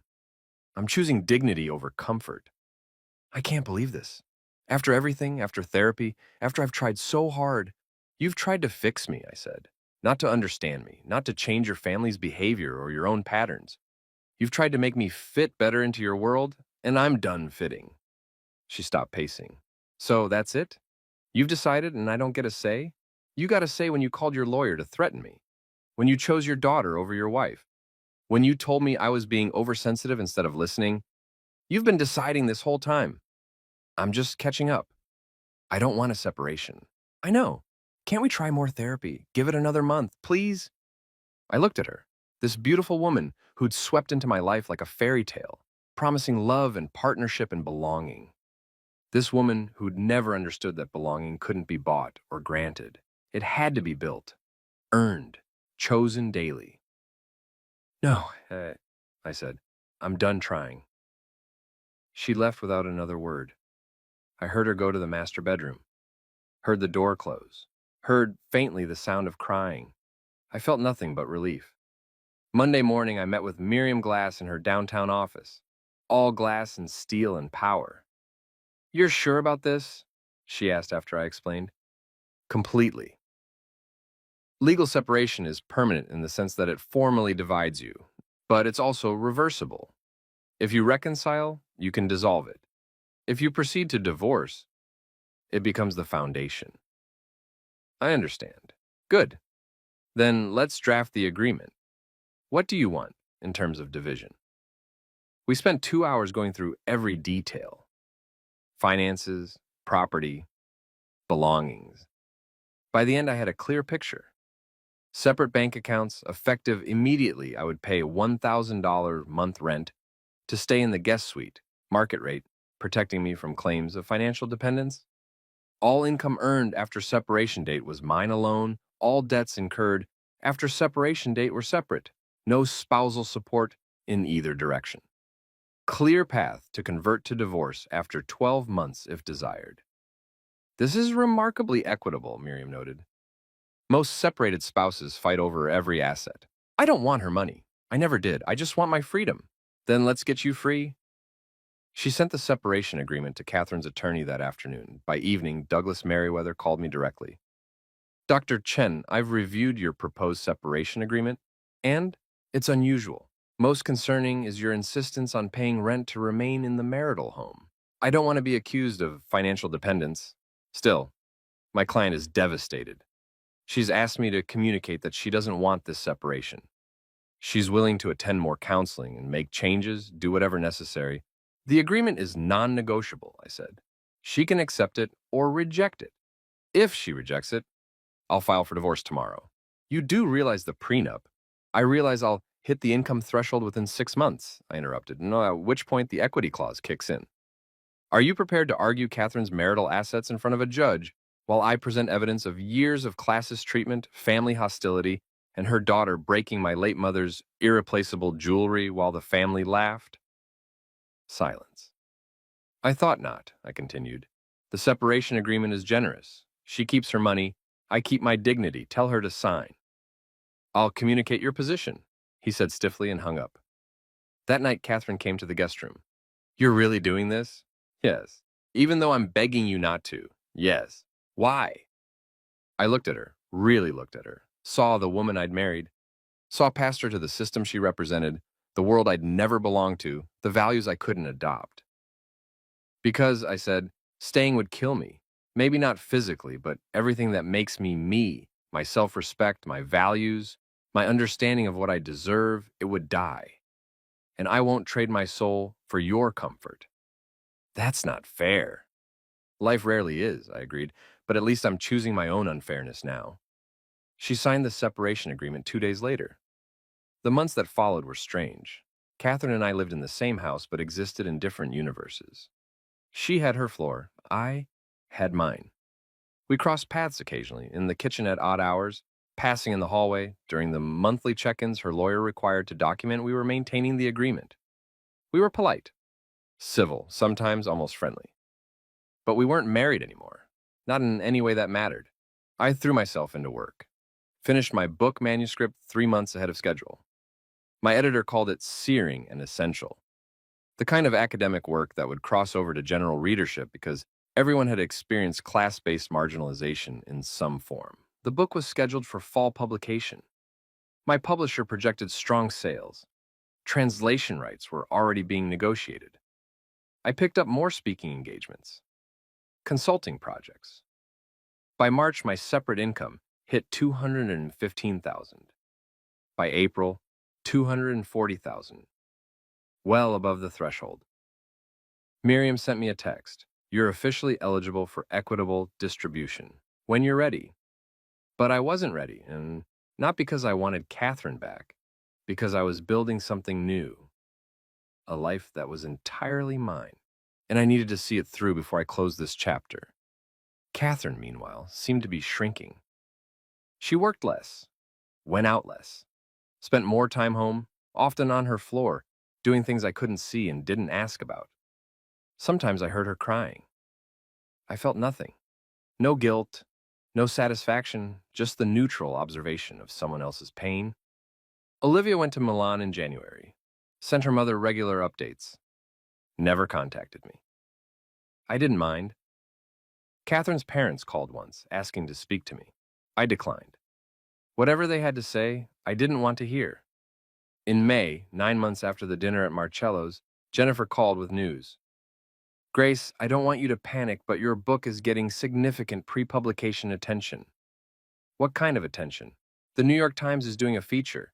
NPR wants you on Fresh Air. And there's talk of it being selected for several prestigious year-end lists. That's good? That's extraordinary. This could make your career, make you financially independent beyond anything you've imagined. How much are we talking?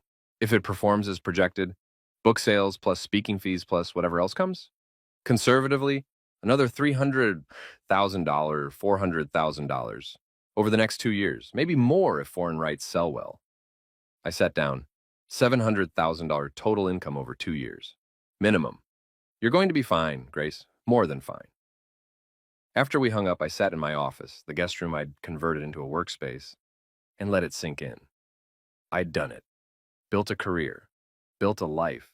Built financial security completely independent of Catherine's money. I didn't need her. Hadn't needed her. Had never needed her.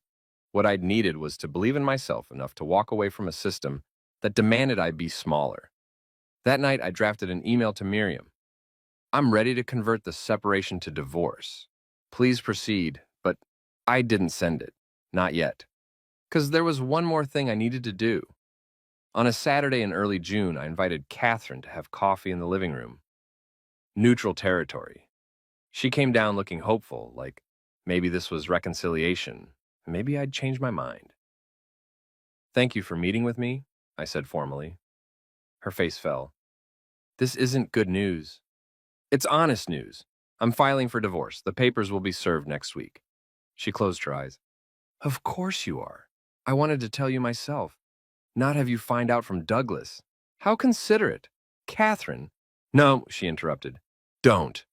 Don't explain or justify or try to make this easier. You're leaving. You've been leaving since Thanksgiving. This is just the paperwork. Yes, I agreed. We sat in silence. Outside, gardeners were manicuring the lawn. Inside, we were ending a marriage. Was any of it real? Catherine asked finally. Did you ever actually love me? Yes, I said honestly. I loved you very much. But I loved the idea of what we could be more than the reality of what we were. Which was what? Incompatible. I needed respect as much as one love. You needed gratitude. Those aren't compatible needs. I never needed your gratitude. Yes, I interrupted gently. You did. You needed me to be grateful for your world, your money, your family's tolerance. You needed to be the savior, and I needed to be seen as an equal. Those needs canceled each other out. She was crying now, quiet tears. I did try. I know, so did I. We both tried to make something work that was fundamentally broken. Not because we're bad people, because we started from impossible positions. The prenup, she said suddenly. You're above the threshold, aren't you? You're going to take me to court for equitable distribution. Actually, no. I pulled out papers from my bag. I had Miriam draft a different agreement. I'm proposing we split only what we acquired during the marriage. No challenge to your inheritance or trust or premarital assets. But anything we bought together, investments that grew during our marriage, joint property, we split it fairly. How much? About $400,000 total. Your share is $200,000. Mine is $200,000. Clean split. She stared at the papers. You could get millions. The prenup's equity clause. I don't want millions, I said. I don't want your family's money. I never did. I just want what's fair. What I contributed to. The rest is yours. Why? Because, I said, taking more would mean I was doing this for money. And I'm not. I'm doing this for me. For my dignity. For the chance to build a life where I'm respected for who I am, not where I came from. Catherine signed the papers without reading them. Anything else? One thing. My mother's necklace. I never got it repaired. I want you to have it fixed. Best jeweler you can find, whatever it costs. And when it's ready, donate it to a museum. Put it on display with a plaque that says, "This necklace belonged to Margaret Chen, who bought it with her own earnings and wore it with pride. Value priceless." Grace, please, I said. It's the only thing I'm asking for that isn't in the agreement. Let my mother's necklace be seen as what it actually was. Not cheap, not flea market, but priceless. I'll do it. Catherine whispered. I promise. Thank you. I stood to leave. She stopped me with a hand on my arm. Will you be happy? She asked, after all this. I don't know, I said honestly, but I'll be free, and that's a start. I left her sitting there and went upstairs to pack. The divorce was finalized in September, 1 year after our wedding, exactly as long as we'd been married. The judge approved the settlement without question. Catherine got her house, her money, her life. I got $200,000, my freedom, and my self-respect. We never spoke after that. I heard through mutual acquaintances that Olivia graduated from Milan, that Catherine's family was concerned about her after the divorce, that she'd started dating again, this time someone from her own background. I hoped she'd be happy, genuinely. She wasn't a bad person, just a person shaped by a system that valued the wrong things. As for me, my book published in October to extraordinary reviews. The price of admission hit the New York Times bestseller list in its second week. Foreign rights sold in 17 countries. I was invited to speak everywhere, universities, conferences, even a TED Talk about class performance and dignity. The speaking fees alone covered my living expenses for 2 years. I bought a small house near campus, nothing fancy. 3 bedrooms, old hardwood floors, a garden I had no idea how to maintain. It was perfect. My mother's necklace, repaired and restored, was displayed at a small museum in Cleveland. The plaque read exactly as I'd requested. Every time I visited, twice a year, always on her birthday and the anniversary of her death, I stood in front of it and cried. Not from grief, from pride. My mother had worn $22 gold and made it priceless through her dignity, her work, her love. And I'd learned from her. In December, almost 15 months after that dinner at Marcello's, I received an unexpected package. Inside was a letter in a small box. Dear Grace, I know we haven't spoken and you probably don't want to hear from me, but I needed to send this. Enclosed is my grandmother's necklace, real gold, actual antique, worth about $15,000 according to the appraiser. She left it to me in her will. I've worn it at every important event, graduation, performances, competitions.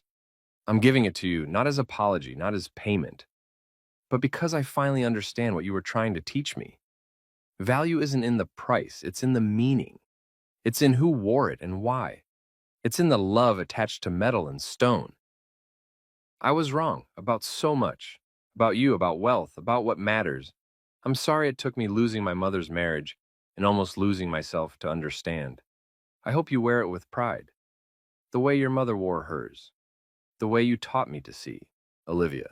I opened the box. The necklace was beautiful, delicate gold chain, vintage pendant with intricate engraving, the kind of thing Catherine's family would appreciate. I put it in my jewelry box and never wore it. Not because I didn't appreciate the gesture, but because it wasn't mine. It was Olivia's grandmother's. It belonged to her. Some lessons you can teach, others people have to learn themselves.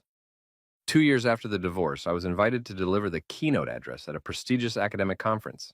The topic, class, culture, and the academy. I accepted. The conference was at Yale, in Connecticut, an hour from Catherine's parents' estate. I didn't tell her I'd be there, didn't need to, but on the day of my speech, in the audience of 300 academics and students and administrators, I saw her, back row, trying to be invisible. I delivered my speech, talked about my research, about class performance, about the ways systems teach us to value money over humanity, about my mother's necklace and what it represented, about marriage across class lines and why it almost never works. Not because love isn't real, but because love can't bridge structural inequality, can't overcome systems built on devaluing certain lives. About how I'd learned painfully that you can't love someone into respecting you. You can only respect yourself enough to walk away from people who don't. The audience gave me a standing ovation. Catherine was gone before I finished, but later I received an email. Grace, your speech was brilliant. I'm sorry I left before I could tell you in person. I'm sorry for a lot of things. For not defending you, for letting my family treat you as less than, for thinking love was enough when love was just the beginning. You deserved better than what I gave you. I hope you found it, Catherine. I didn't respond. What was there to say? 3 years after the divorce, I got tenure. published my second book in my new phase of work, dated occasionally, built friendships, learned to garden, visited my mother's grave regularly, and told her about my life. I never remarried. Not because I was bitter or damaged or unable to trust, but because I'd learned something valuable. I didn't need a partner to be complete. Didn't need someone else's world to prove I'd made it. Didn't need anything except my own self-respect and the work I believed in. 4 years after the divorce, I received an invitation to speak at Juilliard. The person who invited me, Olivia Whitmore, now a junior faculty member in the dance department. Her note said, "Would love to have you speak to our students about navigating academia as a first-generation scholar. I think they need to hear from someone who actually understands." I accepted. When I arrived, Olivia met me outside the auditorium. She looked different, older, obviously, but also more grounded, less performance, more substance. "Dr. Chenin," she said, formal and respectful. "Olivia, thank you for coming. I wasn't sure you would." Neither was I. We walked into the building together. "I never apologized properly," she said, "for everything. The necklace was just the visible part, but I was awful to you in so many ways. I'm sorry." "I know," I said. "Are we okay?" I thought about it. "We're something, not friends, not family, but not enemies. People who taught each other lessons we needed to learn." She nodded. "I'll take it." My talk went well. The students asked good questions. Olivia watched from the side, attentive and present. Afterward, she walked me to my car. "My mom asks about you sometimes," she said. "Wonders how you are. Tell her I'm well. Will you ever talk to her again?" "I don't know," I said honestly. "Some things you can't go back to, even if you wanted to. Do you want to?" I looked at this young woman, not so young anymore, really, who'd been the catalyst for my greatest transformation. Who'd broken something precious, and in doing so, had broken open my understanding of what I deserved. "No." "Oh," I said, "I don't. What your mother and I had was real. But it wasn't right. Some people aren't meant to build lives together. We were two of those people." "For what it's worth," Olivia said. "She's different now. Dating someone new. Someone who challenges her instead of agreeing with everything. She seems humbler." "Good," I said. "Everyone should learn humility at some point. Even you?" I smiled. "Especially me." We said goodbye. I drove home to my small house, my garden, my life that belonged only to me. On my desk was my mother's photograph, young, vibrant, wearing that $22 necklace with more grace than all of Catherine's family's jewels combined. Next to it was the letter from Olivia, 2 years old now, offering me her grandmother's necklace. And next to that, a note I'd written to myself the day the divorce was finalized. Gold is gold, whether it costs 20 kilos or $22,000. But worth, real worth, comes from what we choose to value. Choose wisely. I'd chosen, and though it had cost me a marriage, though it had required walking away from wealth and comfort and the illusion of belonging, I'd never regretted it. Because some prices are worth paying. And dignity, self-respect, the freedom to exist without apology, those were priceless. 5 years after the divorce, my doorbell rang. I wasn't expecting anyone. Saturday afternoon, I was in my garden, actually successfully growing tomatoes now. After years of killing every plant I touched, I went to the door, dirt on my hands, hair in a mess. Catherine stood on my porch. She looked good, different. Hair shorter, face more lined, but somehow younger too. Like she'd released something heavy. "Hi," she said. "Hi. Can I come in?" I hesitated. "Why?" "Because I owe you something, and I can't move forward until I give it to you." I let her in. My house was everything hers wasn't. Small, cluttered, full of books and papers and proof of actual living. She looked around like she was seeing another world. "Coffee?" I offered. "Please." We sat at my kitchen table, IKEA, not mahogany, and she pulled out a folder. "What's this?" I asked. "The last piece.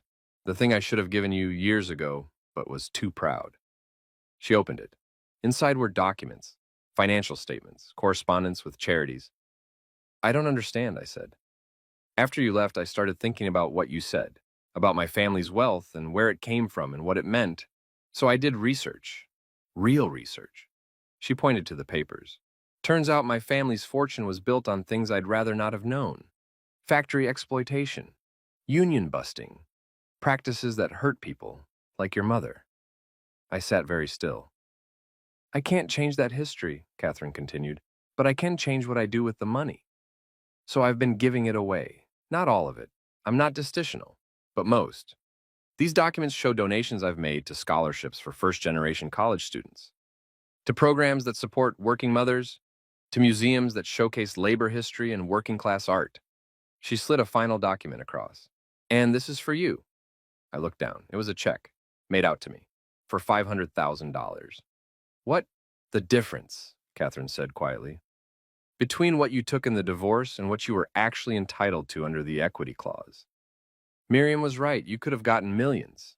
You settled for $200,000 because you didn't want to be seen as a gold digger. But Grace, you earned this money. You contributed to my life, to my growth, to my understanding of the world in ways I can never repay. This isn't charity. It's what you're owed. I can't accept this. Yes, you can, and you will. Because it's not about me being generous. It's about me finally understanding what you tried to teach me.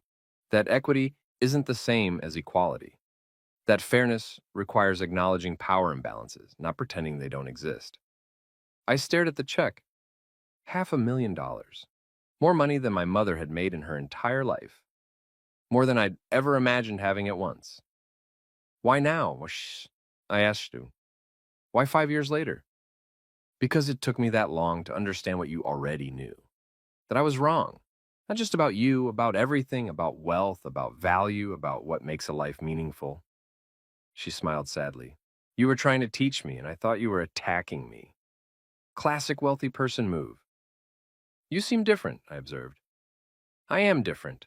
Therapy, real therapy. Not the kind designed to make everyone comfortable. Dating someone who actually challenges me, she's a public defender, makes $60,000 a year, and is the most remarkable person I've ever met. Learning what you tried to teach me, that money is just money. It's what you do with it that matters. You're dating someone?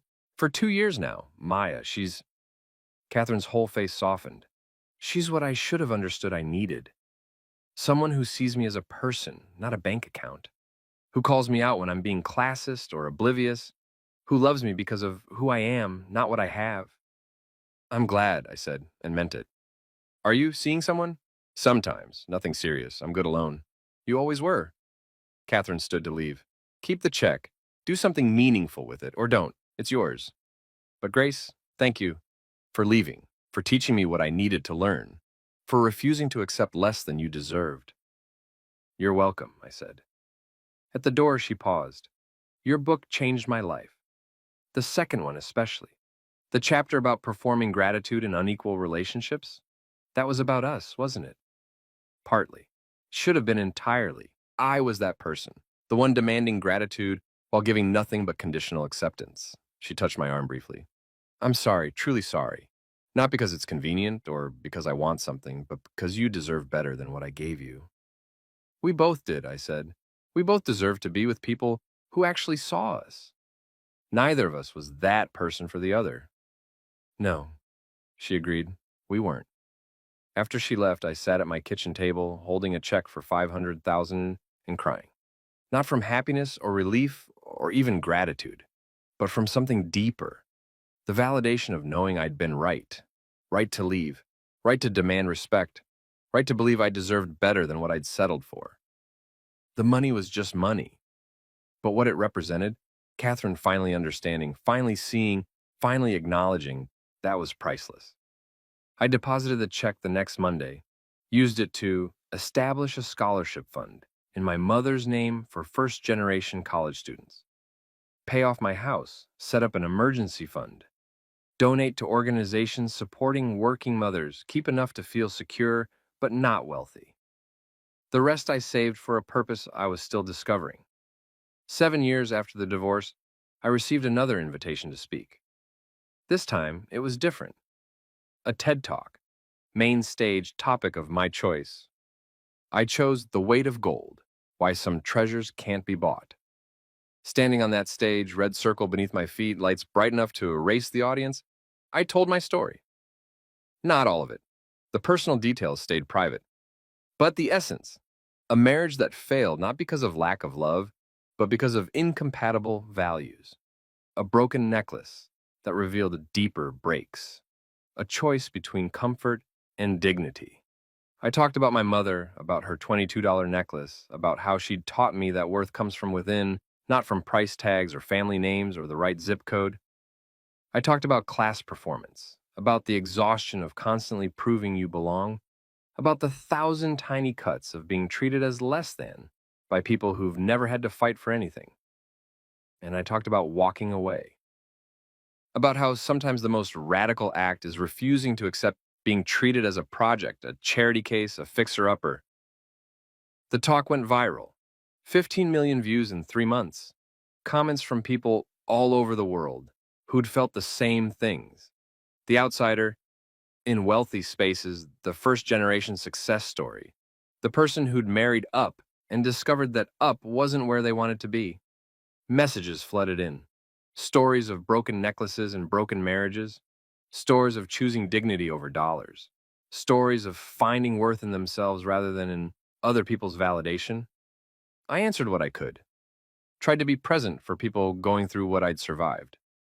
Reminded them, you're not crazy, your feelings are valid. Respect isn't optional in love.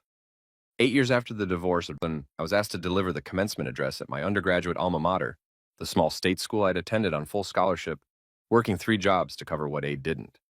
I accepted immediately. The graduates sat before me, hopeful, scared, ready. Many were first-generation students. Many worked multiple jobs. Many understood exactly what it meant to be underestimated because of where they came from. I told them the truth. The world will try to tell you that your worth is measured by your bank account, I said, by your job title, by whether you married well or invest smartly or vacation in the right places. The world will try to convince you that where you come from defines where you can go. The world is wrong.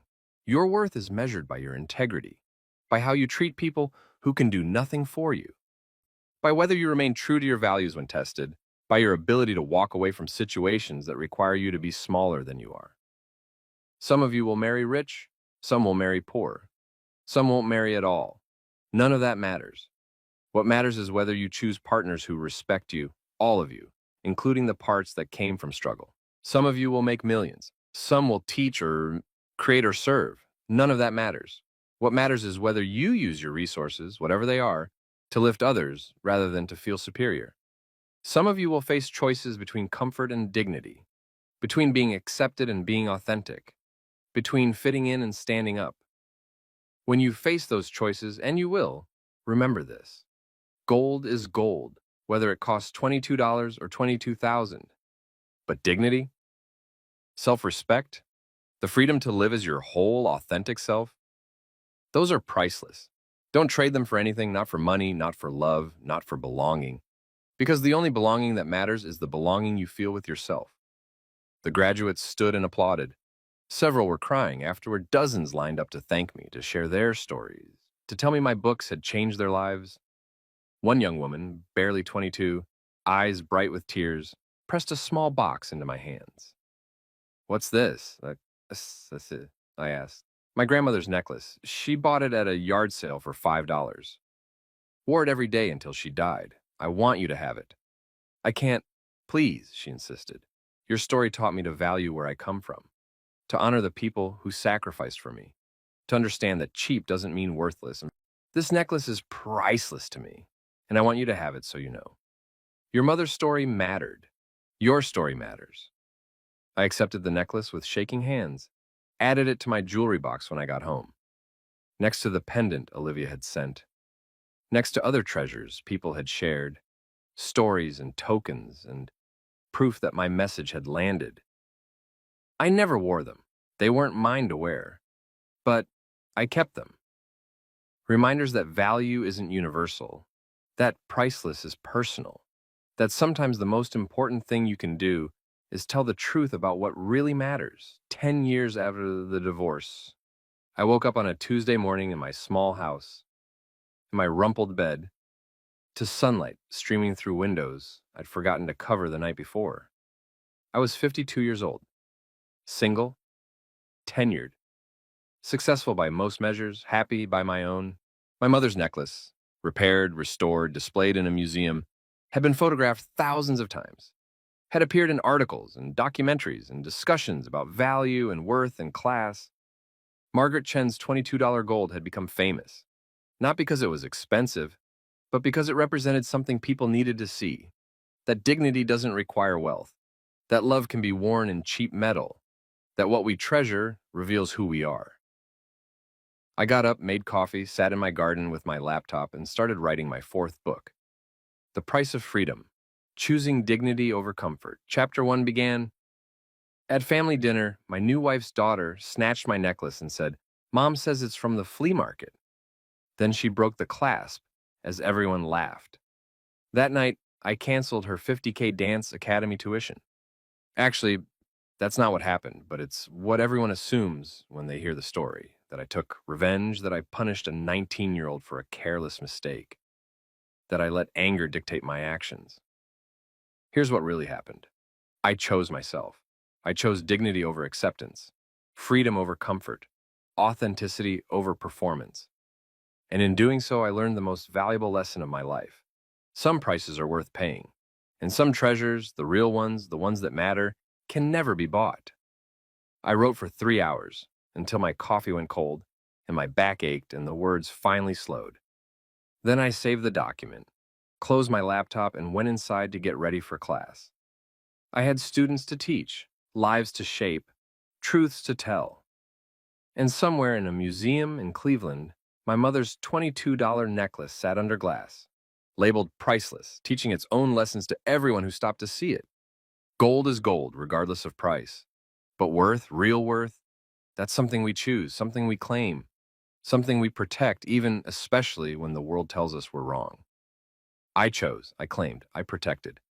And I'd never been richer in my life. 15 years after the divorce, I received one final message from Catherine. It was brief, handwritten, delivered by mail, like something from another era. Grace, Maya, and I are getting married. Small ceremony, just close friends and family. I wanted you to know, Olivia's walking me down the aisle. She's wearing your mother's necklace, not the one I had repaired, that belongs to the museum, but a replica I had made. $22 gold, exact copy, new clasp that won't break. She asked me to tell you, she wears it to remember that value comes from meaning, not money. That her grandmother's necklace is worth wearing, her mother's mistakes are worth learning from, and your lessons are worth carrying forward. Thank you for refusing to accept less than you deserved. Thank you for teaching us both what we needed to learn. I hope you're happy. You deserve to be. Catherine and I read the letter 3 times, then I placed it in a box with other important papers, my divorce decree, my book contracts, photos of my mother, and put it away. I didn't respond. There was nothing to say. We'd both moved on. Both found our versions of happiness. Both learned lessons that cost us everything and gave us more than we'd lost. I never saw Catherine again, never attended her wedding, never met Maya. Never spoke to Olivia beyond brief professional emails when our paths crossed at conferences. And that was fine. Perfect, even. Because some relationships serve their purpose and end. Some people enter your life to teach you what you need to learn, then exit when the lesson is complete. Catherine taught me to value myself.